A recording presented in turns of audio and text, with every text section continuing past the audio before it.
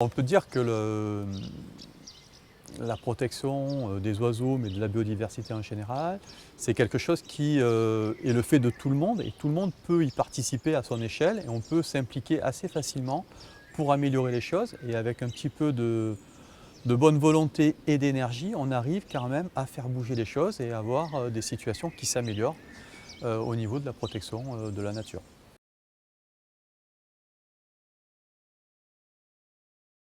Sur le bâti, on a des problématiques qui sont liées à la fois à l'évolution des bâtis, c'est-à-dire le fait qu'on rénove certains bâtiments avec des matériaux, etc., qui laissent moins d'infractuosité, de cavités, de choses comme ça pour que les oiseaux puissent nicher dedans. On peut prévoir par exemple des nichoirs qui seront déjà posés à l'intérieur des murs, etc., pour accueillir les oiseaux à ce moment-là.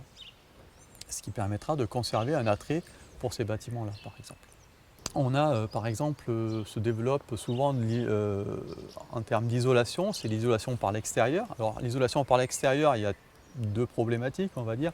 Il y a une première problématique, c'est le mauvais choix des matériaux d'isolation, avec certains matériaux qui sont attractifs pour les oiseaux, comme les pics, et qui vont venir creuser ces matériaux pour faire leur nid dans l'isolant que l'on met à l'extérieur.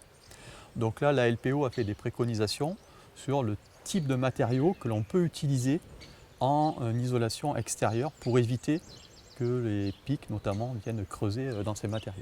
Donc au niveau de l'isolation extérieure, une des difficultés, c'est que cette isolation extérieure va boucher des cavités qui sont utilisées pour la nidification des oiseaux comme le moineau ou comme la chouette chevêche. Et donc dans les projets de rénovation, il faut intégrer déjà dès le départ des nichoirs dans les bâtis qui permettent à ces oiseaux de retrouver des cavités après les travaux d'isolation.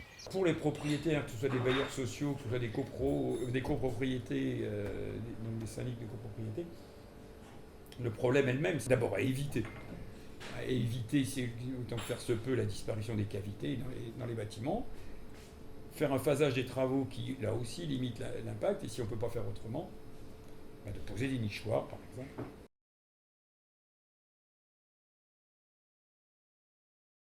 Et le deuxième point, c'est de verdir au maximum.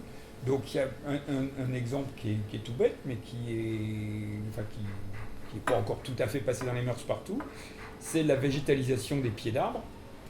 Euh, donc il y a une opération qui a été lancée par la mairie de Paris qui est très bien, donc l'autorisation de végétaliser. Donc, les gens peuvent prendre en charge un pied d'arbre en disant ben voilà, je vais semer, arroser, machin truc. Et donc ça c'est très bien. Mais il faut aussi laisser de la végétation sur les autres pieds d'arbres parce que mine de rien, si on fait le calcul qu'il y a 100 000 arbres d'alignement dans Paris, 100 000 pieds d'arbres, 3 mètres carrés, 3-4 mètres carrés par pied d'arbre, bah, ça fait tout de suite quand même une surface de plantes qui vont attirer des insectes, donner des graines qui vont permettre aux moineaux, par exemple, de se développer. Donc qu'est-ce qu'on peut faire en termes d'aménagement, en termes d'amélioration pour la biodiversité et les oiseaux? C'est tout ce qui va permettre de maintenir une diversité au niveau des milieux. Donc les haies par exemple, ça permet de recréer de la diversité dans les milieux agricoles. Ça peut être de réfléchir dans les aménagements, dans les villages aussi, de ne pas mettre que de la pelouse, d'avoir d'autres types d'aménagements pour recréer une diversité de milieux qui sera elle-même une diversité de vie pour les insectes et puis après pour les oiseaux. Donc ça c'est très important que dans les réflexions qui sont menées sur les aménagements, on pense à recréer de la diversité. Après, il y a des milieux qui sont très menacés, notamment dans le Vexin, on en a très peu, mais c'est important d'essayer de les conserver le peu qu'il y a. C'est tout ce qui est milieu humide. Les prairies humides, les mares sont des milieux qui sont très menacés et qu'il est intéressant de préserver, voire de remettre, d'en recréer quand on peut dans des projets d'aménagement. Donc tout ce qui va contribuer à diversifier les milieux va être favorable en fait à la diversité derrière des espèces animales qui pourront utiliser ces milieux-là. Pour les bailleurs sociaux, les copropriétés aussi. Donc c'est dans l'aménagement des espaces verts où c'est important de penser en particulier à mettre des buissons Enfin, et puis pas seulement, et éviter le gazon taillé à ras, déterminer des zones où on laisse pousser l'herbe ou les fleurs, et aussi choisir les espèces intelligemment pour que ce soit des espèces autochtones. Et sur son balcon, sur sa fenêtre. Ceux qui ont la chance d'avoir des balcons et encore plus des terrasses, c'est la même histoire. Bien penser que des fleurs, ça attire des insectes, et c'est des insectes qui font bien les oiseaux. Donc, et éventuellement, alors on peut mettre des nichoirs sur son balcon. Les moineaux, ça ne viendront pas forcément, mais par exemple, les mésanges, c'est assez facile de les attirer. La grande décision a été prise, elle est efficace, donc il y a plus de 10 ans, c'était l'abandon des produits qualifiés de phytosanitaires, donc de zéro phyto, donc les pesticides et autres insecticides divers et variés, fongicides et herbicides. Ça, c'est des décisions très importantes qui ont été prises.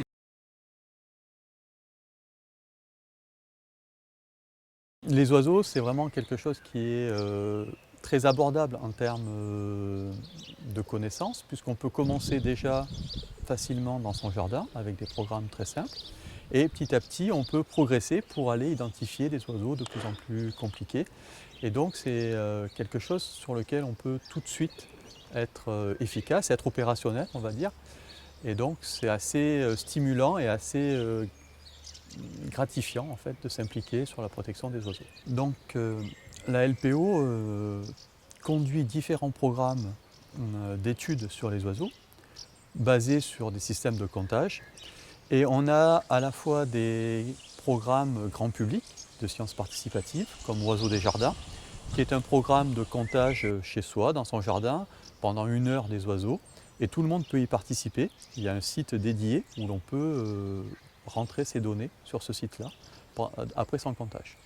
On a d'autres types de programmes, des programmes un peu plus spécifiques, un peu plus pointus, comme le programme Stock ou le programme Choc, qui sont des comptages protocolés, où on a un protocole à respecter et qui doivent être faits par des personnes qui sont capables de reconnaître les oiseaux communs au champ et à la vue. Depuis plusieurs dizaines d'années, l'ornithologie urbaine, c'est devenu une vraie part de l'ornithologie et de l'écologie en général.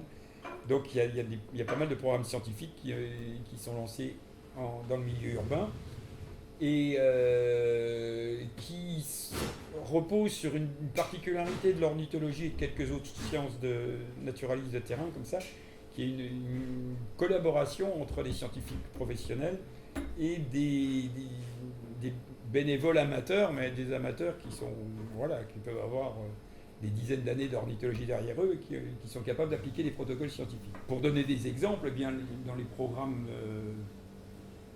lancés et dirigés par le muséum, il y a un programme de suivi des corneilles à Paris, donc avec pose de bagues et maintenant même pose de balises Argos pour suivre les déplacements des corneilles. Il y a aussi des programmes, donc on a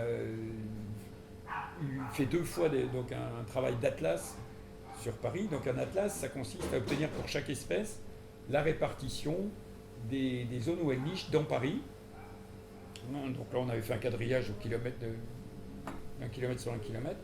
Et donc pour chaque zone comme ça, on a la liste des espèces qui nichent et les effectifs approximatifs. Donc là, le travail a été entièrement fait par des bénévoles, mais des bénévoles très formés, enfin qui sont très pointus en ornitho. Parce qu'il faut être capable de reconnaître déjà une 60aine d'espèces au moins. Et à côté de ça, on a développé ce qu'on appelle des programmes participatifs. Donc sur Paris, il y en a essentiellement 2 qui fonctionnent bien, qui sont les programmes sur le moineau et sur le faucon cresserelle, où donc là, c'est ouvert à tout le monde, toute personne intéressée par la question. Bon, il y a un minimum de formation, il suffit de savoir reconnaître des moineaux, en général tout le monde y arrive. Le faucon cresserelle, il faut un petit peu plus de formation, mais c'est pas trop compliqué. Là, par exemple, on vient de faire 15 jours d'exposition et d'activité sur le moineau à Paris. Et on a encore pris contact avec des Parisiens non ornithos qui sont engagés à suivre des colonies de moineaux pour savoir un petit peu, pour préciser les besoins du moineau à Paris. Mais on fait aussi des comptages par point, donc pour avoir une idée de l'évolution de la population de moineaux. c'est pareil, ça peut être fait par n'importe qui, mais le traitement statistique des résultats est fait par le muséum. Donc là aussi, c'est un travail en commun entre scientifiques professionnels et ornithologues amateurs. On a des programmes plus locaux, régionaux, menés par le groupe local, comme le suivi des busards, par exemple, où on peut participer aussi en venant un dimanche matin faire un suivi de busards dans les parcelles agricoles. Donc là, on se répartit par point d'observation au niveau de la plaine agricole, donc par 2 ou 3 personnes, en général toujours une personne expérimentée avec une longue vue et des personnes qui débutent. Et sur la matinée, il faut arriver à identifier les endroits où les busards vont aller nicher. C'est-à-dire qu'il faut être capable de trouver le champ, la parcelle, et où dans la parcelle le busard niche, pour qu'on puisse après dire à l'agriculteur exactement où se trouve le nid, pour éviter que les petits soient moissonnés au moment de la moisson. Et on peut soit contacter la LPO Île-de-France, soit contacter directement le groupe VBS en utilisant l'adresse mail groupe.vbs@lpo.fr. Là, en ce moment, par exemple, au niveau national, il y a la constitution, enfin, le renouvellement de l'Atlas des oiseaux nicheurs de France. Donc, comme on l'avait fait il y a maintenant, c'était 2013, voilà, donc on est presque 10 ans après. Et donc, évidemment, dans le cadre de l'Atlas national, l'Île-de-France, on est dedans. Et donc là, c'est un point de la situation 10 ans après la précédente. C'est souvent le principe des atlas.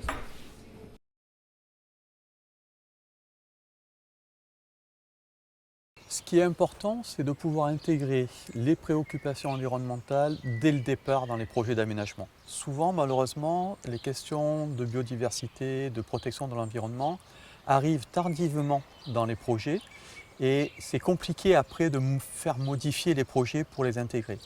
Et on se rend compte que quand les projets intègrent ces questions de biodiversité relativement tôt dans le processus, ça permet de sortir des projets qui sont assez intéressants au niveau de la biodiversité.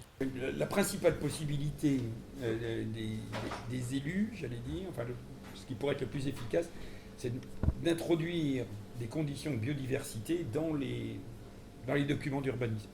Et en particulier dans les PLU et autres, et dans les permis de construire, comme il y a des conditions énergétiques, etc. Enfin, bon. Et aussi dans les labels, par exemple, le label HQE, haute qualité environnementale, il n'y a pas un point de biodiversité dedans. Et il existe des chartes, il existe des réglementations en fonction des territoires qui demandent plus ou moins d'impliquer souvent un paysagiste. Et c'est un peu ça, souvent la difficulté, c'est que on a des paysagistes qui interviennent, mais qui sont dans une approche du paysage, donc visuelle, et pas trop dans une approche fonctionnelle des milieux. Et donc ce qui manque souvent, c'est un écologue en fait, qui puisse intervenir en même temps que le paysagiste pour réfléchir sur la fonctionnalité des milieux qui sont modifiés ou qui vont être renaturés.